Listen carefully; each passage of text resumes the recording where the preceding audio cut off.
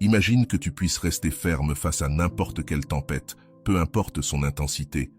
Dans cette vidéo, tu vas découvrir 12 enseignements millénaires du bouddhisme qui t'aideront à transformer ta souffrance en résilience et en sagesse. Tu apprendras à accepter l'impermanence, à cultiver la compassion et l'équilibre mental et à te connecter à un but profond qui t'oriente vers l'avant. Chaque principe t'offre une clé puissante pour affronter l'adversité avec clarté, force et sérénité intérieure. Prépare-toi à changer ta perspective et à développer une stabilité inébranlable. Es-tu prêt à découvrir ces secrets capables de transformer ta vie? Le premier principe, reconnaître la souffrance et son origine.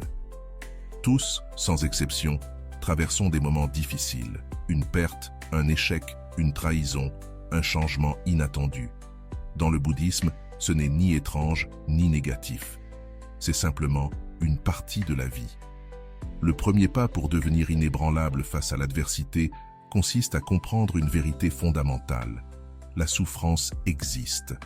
Mais il ne s'agit pas de résignation ni de pessimisme. Au contraire, quand nous cessons de lutter contre cette réalité et que nous la regardons en face, nous cessons d'être des victimes. Bouddha l'a expliqué clairement. La vie inclut la souffrance, non pas parce qu'elle est cruelle, mais parce que tout change. Ce que tu aimes aujourd'hui peut disparaître demain. Ce qui te procure de la joie peut un jour être source de douleur. Mais la clé est là. La souffrance a une cause, et cette cause ne vient pas de l'extérieur, mais de nous. Ce n'est pas ce qui arrive qui nous détruit, c'est notre attachement, notre désir que les choses soient différentes, notre résistance au changement. Quand tu acceptes ce qui est, la douleur se réduit. Elle ne disparaît pas totalement, mais elle se transforme, car ce qui pèse le plus, ce n'est pas la douleur elle-même, mais la lutte pour qu'elle n'existe pas. Nous voulons que tout se déroule comme nous l'imaginons, que les autres nous traitent bien, qu'ils ne nous abandonnent pas, que la vie corresponde à nos attentes. Quand ce n'est pas le cas, nous souffrons. La racine du problème n'est donc pas l'événement lui-même, mais notre désir de tout contrôler. Le bouddhisme appelle cela l'attachement. Ce n'est pas seulement un attachement aux personnes ou aux objets, mais aussi aux idées, à l'image que nous avons de nous-mêmes, au désir que la vie soit conforme à nos préférences. Pourtant, si la souffrance a une cause, il peut aussi cesser. Nous ne sommes pas condamnés. Ce n'est pas un châtiment, mais une opportunité d'éveil. Comprendre cela nous donne une force immense. Nous ne sommes plus seulement quelqu'un qui souffre, nous devenons quelqu'un qui comprend pourquoi il souffre. Et cet entendement change tout. Il suffit de se poser une question. Quelle partie de cette souffrance vient de l'extérieur et quelle partie suis-je en train de créer moi-même par mes pensées, mes peurs, mes attentes? Quand tu fais cet exercice, tu récupères une forme de contrôle, non pas sur ce qui arrive, mais sur la façon dont tu le vis. C'est ce qui te rend inébranlable. Oui, il y aura des jours sombres, oui, il y aura des moments où tu seras perdu. Mais si tu comprends que l'origine de la souffrance peut être transformée, tu cesses de te sentir impuissant. C'est là que le véritable changement commence. Non pas en niant la douleur ou en la cachant, mais en l'écoutant, en l'observant et en te demandant « Qu'est-ce que cela est en train de m'apprendre ?» Quelle partie de moi a besoin de grandir pour traverser cette épreuve différemment? Voilà le premier principe, reconnaître la souffrance et comprendre d'où il vient. Ce n'est pas un petit pas, c'est la fondation de tout le chemin vers une vie plus libre, plus stable et plus sage. Avant de continuer, si tu n'es pas encore abonné à ma chaîne YouTube, je t'invite à le faire dès maintenant. En t'abonnant, tu seras informé de toutes mes nouvelles vidéos, ce qui te permettra de ne rien manquer de contenu précieux. Le deuxième principe, accepter l'impermanence. Il existe une vérité qui, une fois comprise, libère de beaucoup d'angoisse. Rien ne dure pour toujours. Tout change, tout passe. Le problème, c'est que nous voulons que le bonheur reste et que la douleur disparaisse. Mais la vie ne fonctionne pas ainsi. L'impermanence est l'une des 3 caractéristiques essentielles de l'existence selon le bouddhisme. Ce n'est pas une idée abstraite, c'est visible chaque jour. Les saisons changent, le corps vieillit, les émotions fluctuent, les gens entrent et sortent de notre vie.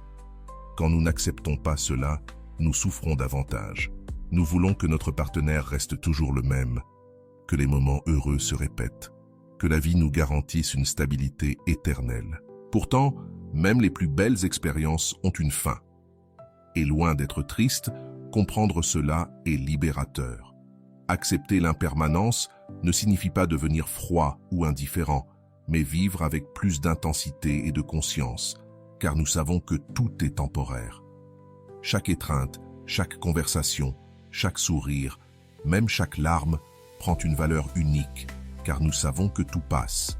Cela nous aide aussi à traverser les épreuves, car aucun problème n'est éternel, aucune douleur n'est définitive. Le chaos se transforme comme les saisons. Si tu cesses de nourrir ta résistance, la souffrance finit par se dissoudre. Le grand problème est que nous vivons comme si tout devait durer éternellement. Nous remettons à demain ce qui compte, nous nous accrochons aux personnes, aux choses, aux situations. Et quand elles changent, nous souffrons encore plus. Pourquoi? Parce que nous refusons de lâcher prise.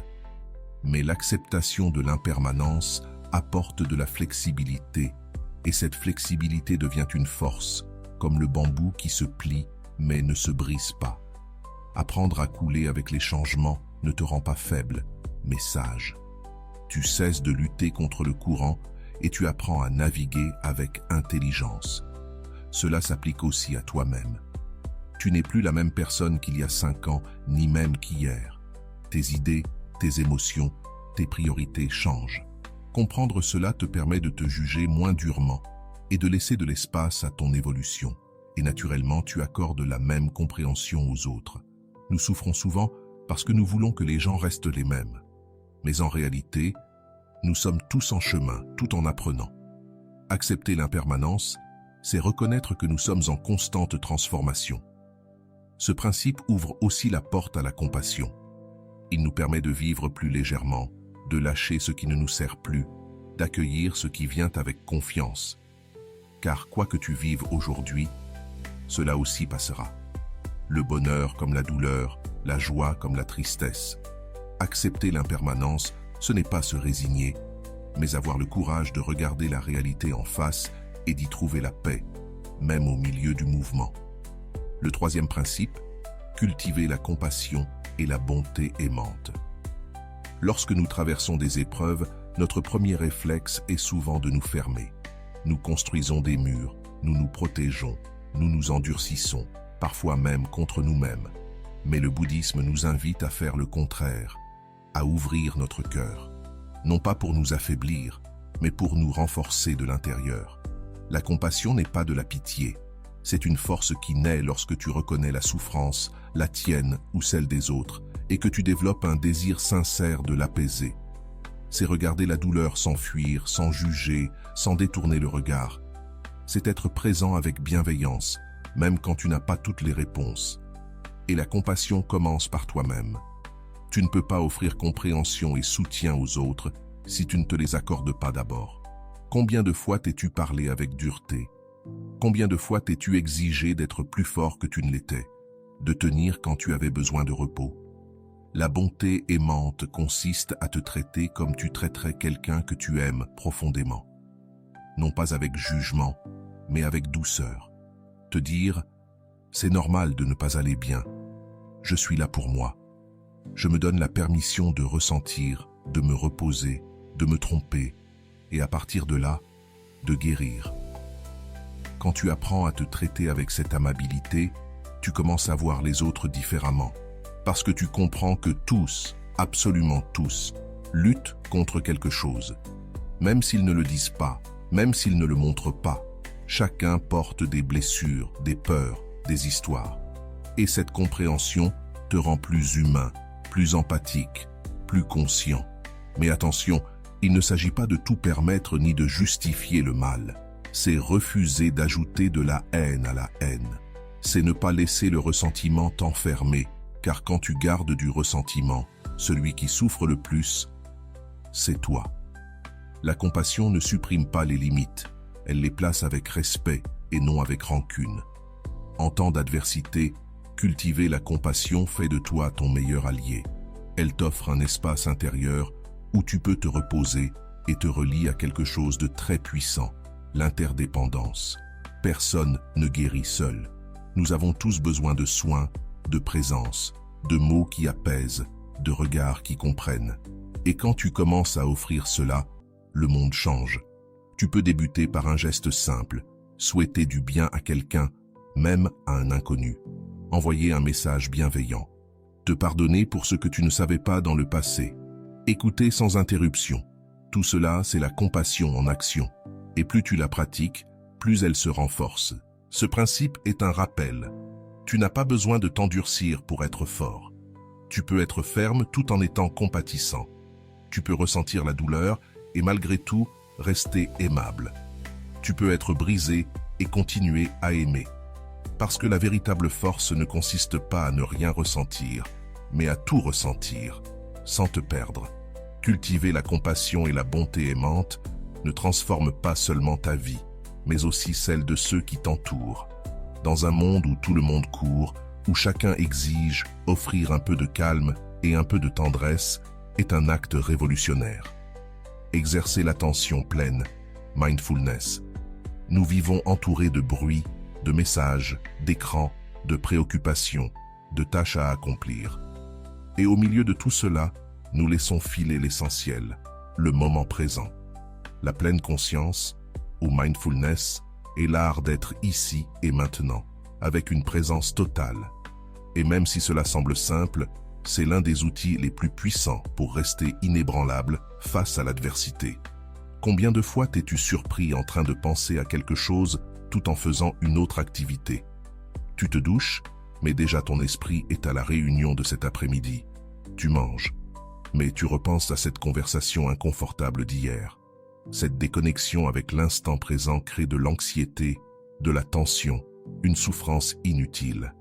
Le bouddhisme enseigne que l'esprit non entraîné saute sans cesse d'une pensée à une autre, comme un singe agité. Il revit le passé, anticipe le futur, s'accroche à ce qu'il ne peut contrôler. Dans les moments difficiles, cet esprit dispersé devient un ennemi. Il dramatise, bloque, s'enferme en boucle. La pleine conscience, elle, coupe ce cycle. Pratiquer le mindfulness, c'est ancrer dans le présent. C'est respirer et te rendre compte que tu respires. C'est marcher et sentir tes pas sur le sol. C'est écouter sans penser à ce que tu vas répondre. C'est manger et savourer. C'est être pleinement là où tu es. Et cela ne concerne pas uniquement les moines. Tu peux l'appliquer dans ton quotidien. En lavant la vaisselle, en conduisant, en parlant avec quelqu'un. C'est une façon de revenir à toi, de trouver un refuge dans le chaos. Parce que quand tu es présent, les choses perdent leur poids dramatique. Ce qui paraissait énorme devient gérable. Ce qui semblait insupportable devient une expérience que tu peux simplement observer. La pleine conscience t'apporte aussi de la clarté. Elle t'aide à distinguer entre ce qui se passe réellement et l'histoire que ton mental invente à propos de cela. Parfois, le problème n'est pas ce qui arrive, mais ce que tu crois que ça signifie. Le mindfulness t'invite à observer cette histoire, et si elle ne te sert pas, à la laisser partir. Et ce n'est pas seulement utile en temps de crise, cela te permet aussi de savourer la vie. Parce qu'en étant présent, chaque instant prend de la profondeur. Un café chaud, un rire inattendu, le bruit du vent, tout prend de la valeur. Tu n'as pas besoin de grandes choses pour ressentir la paix. Tu as seulement besoin d'être là. Dans la pratique bouddhiste, l'attention se travaille comme un muscle. Chaque fois que tu réalises que ton esprit est parti et que tu le ramènes au présent, tu renforces ta capacité à rester ancré. Et plus tu le fais, plus cela devient ton refuge, ton centre, ton ancre. La pleine conscience ne consiste pas à contrôler tes pensées, mais à les observer sans te laisser emporter. Comme si tu étais assis au bord d'une rivière et que tu regardais passer les feuilles. Les pensées sont ces feuilles. Et toi, tu es celui qui observe. Dans ce petit espace entre ce que tu ressens et ce que tu fais, naît ta liberté. Grâce au mindfulness, tu peux être au milieu du chaos et malgré tout ressentir la paix.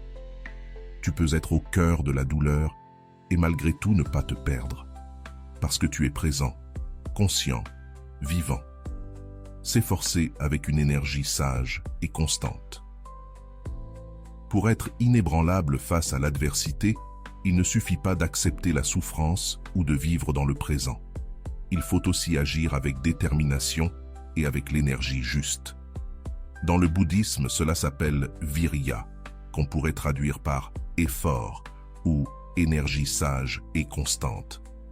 Mais attention, ce n'est pas un effort épuisant ni une pression constante pour être toujours au maximum. Ce n'est pas de te pousser jusqu'à te briser. C'est un effort intelligent et équilibré qui sait quand avancer et quand se reposer. Imagine que tu escalades une montagne. Tu ne peux pas courir tout le chemin, mais tu ne peux pas non plus t'arrêter trop longtemps. Si tu forces trop, tu t'épuises. Si tu t'arrêtes trop, tu n'atteins jamais le sommet. L'important est de trouver le rythme qui te permet d'avancer avec constance sans perdre ton équilibre. La vraie force, ce n'est pas de ne jamais avoir peur ou d'être toujours solide. C'est de continuer malgré la peur. C'est de ne pas abandonner quand les choses se compliquent. Et c'est aussi de ne pas te juger si tu as besoin de souffler. L'énergie sage, c'est aussi savoir où diriger ta force. Trop souvent, nous gaspillons notre énergie dans des résistances inutiles, des inquiétudes vaines ou des conflits internes. La sagesse consiste à canaliser ton énergie vers ce qui construit et améliore ta vie et celle des autres. Et pour cela, il faut connaître tes limites, tes capacités et tes motivations. Pourquoi veux-tu continuer? Qu'est-ce qui te pousse à avancer? Quand ta motivation est claire, ton effort prend du sens. N'oublie pas, le chemin n'est pas linéaire. Il y aura des jours bons et des jours difficiles. Des moments où tu avanceras vite et d'autres où tu auras l'impression de stagner.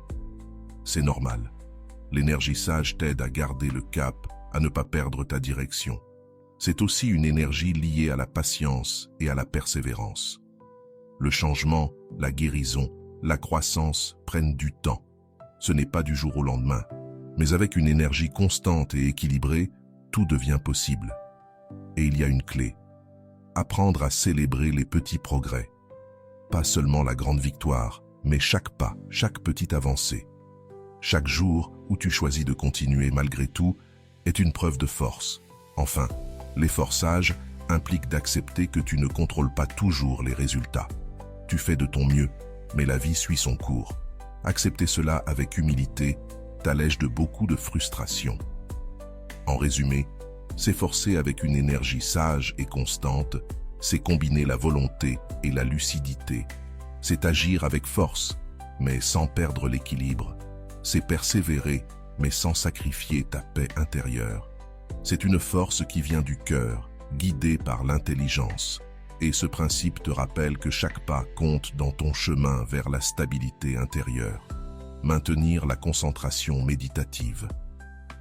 Au milieu du chaos et de l'adversité, garder la concentration peut sembler impossible. La pensée se disperse, les émotions t'emportent, les préoccupations s'accumulent. Pourtant, le bouddhisme offre un outil puissant pour ancrer l'esprit, la concentration méditative ou samadhi. Et contrairement à ce que beaucoup croient, ce n'est pas réservé aux moines ou à ceux qui méditent des heures par jour. C'est une compétence que chacun peut entraîner et qui devient un refuge quand la tempête se lève. C'est cette capacité à diriger ton attention sur un point, une idée ou une sensation, sans laisser ton esprit s'échapper. Pourquoi est-ce si important pour rester inébranlable? Parce que lorsque tu parviens à te concentrer, tu réduis le bruit mental. Tu cesses d'être à la merci d'émotions et de pensées qui te déstabilisent. Tu crées un espace intérieur où tu peux observer ce qui se passe avec clarté, sans réagir de façon impulsive. Imagine que ton esprit est comme un miroir. Lorsqu'il est couvert de poussière, il ne reflète pas bien. Mais une fois nettoyé, tout devient clair. La concentration méditative, c'est cette purification intérieure. En la pratiquant, tu libères ton esprit, tu vois la réalité telle qu'elle est, sans filtre ni distorsion. De plus, la concentration est la base même d'autres piliers du bouddhisme, comme la sagesse et la compassion. Sans elle, il est difficile de cultiver ses qualités, car l'esprit reste dispersé, distrait, épuisé. Comment la pratiquer? Tu n'as pas besoin d'un endroit spécial ni de longues heures. Tu peux commencer simplement, t'asseoir quelques minutes, fermer les yeux et diriger ton attention sur ta respiration. Chaque fois que ton esprit s'évade, ramène-le doucement. Petit à petit, cet exercice devient une habitude solide. Et le plus beau, c'est que cette concentration ne sert pas uniquement à la méditation formelle. Elle s'invite aussi dans ta vie quotidienne, dans tes conversations, tes tâches, tes moments de stress. Cette capacité à rester attentif t'aide à répondre avec calme, à prendre de meilleures décisions et à ne pas te laisser emporter par le drame. Face à un problème, la concentration devient ton allié. Elle t'empêche de perdre le contrôle, t'aide à observer tes émotions sans t'y noyer et à agir avec plus de sagesse. Maintenir la concentration méditative, c'est en réalité créer un refuge intérieur, un lieu sûr où tu peux toujours revenir quand tout semble chaotique à l'extérieur. C'est ton ancre, ton abri, ta force silencieuse. Ce principe n'est pas un luxe, mais une nécessité pour rester solide face aux tempêtes de la vie. Car quand ton esprit est centré, rien ne peut te briser facilement. Vivre avec une intention éthique et morale. Pour rester fort face à l'adversité, comprendre la souffrance ou cultiver l'esprit ne suffit pas. Il est aussi essentiel de vivre avec un sens clair de l'éthique et de la moralité. Dans le bouddhisme, on appelle cela sila, vivre avec une conduite juste, avec des intentions qui ne nuisent ni aux autres ni à toi-même. Vivre éthiquement, ce n'est pas seulement suivre des règles rigides ou éviter les ennuis. C'est créer en toi un espace de paix et de cohérence qui te protège lorsque la vie devient difficile. Quand tes actions sont alignées avec tes valeurs profondes, ton esprit se calme, ton cœur s'apaise et tes décisions prennent plus de sens. Souviens-toi de ce que tu ressens lorsque tu fais quelque chose que tu sais être juste, même si c'est difficile. Ce sentiment d'intégrité nourrit ta force et ta confiance. À l'inverse, quand tu agis contre tes principes, même si personne ne le découvre, quelque chose se brise en toi et cela ajoute du poids à ton fardeau. Ce principe te rappelle aussi que chaque acte a des conséquences. Vivre avec éthique, ce n'est pas seulement éviter de nuire directement, c'est aussi choisir de vivre avec respect pour les autres, pour toi-même et pour le monde qui t'entoure. Cette conscience élargit ta vision et te relie à quelque chose de bien plus grand que tes problèmes personnels. Vivre avec intégrité renforce aussi l'estime de soi. Quand tu sais que tu agis avec honnêteté, compassion et respect, tu es plus confiant, moins vulnérable aux critiques ou aux remords. Cette sécurité intérieure devient un bouclier dans les épreuves. Bien sûr, personne n'est parfait. Vivre avec éthique ne signifie pas être impeccable. Nous faisons tous des erreurs. Mais l'essentiel est de garder l'attention juste, d'apprendre de nos fautes et d'avancer avec humilité. Cette attitude, en soi, est déjà une force. Quand ce principe s'unit aux autres, il crée une base solide pour affronter la vie. Car tu n'es pas seulement fort à l'intérieur, ta manière d'agir dans le monde reflète aussi cette force. Finalement, vivre avec une intention morale est un acte d'amour envers soi-même. C'est prendre soin de toi pour être présent et disponible pour les autres. Et lorsque tu fais cela, la vie prend un sens plus profond, rempli de clarté et de valeur. Transformer le karma négatif en sagesse. Le mot karma est souvent mal compris. Il ne s'agit pas d'un châtiment ni d'une condamnation, mais simplement de la loi de cause et d'effet. Chaque pensée, chaque parole, chaque acte génère une énergie qui revient vers toi d'une manière ou d'une autre. Comprendre cela est essentiel pour rester inébranlable. Quand nous faisons face à des épreuves, nous avons parfois l'impression que la vie est injuste. Mais nos choix passés, conscients ou non, influencent aussi ce que nous vivons. Ce n'est pas une invitation à la culpabilité, mais à la responsabilité. L'essentiel n'est pas de changer ce qui est déjà arrivé, mais de transformer la manière dont nous répondons à ce qui se présente aujourd'hui.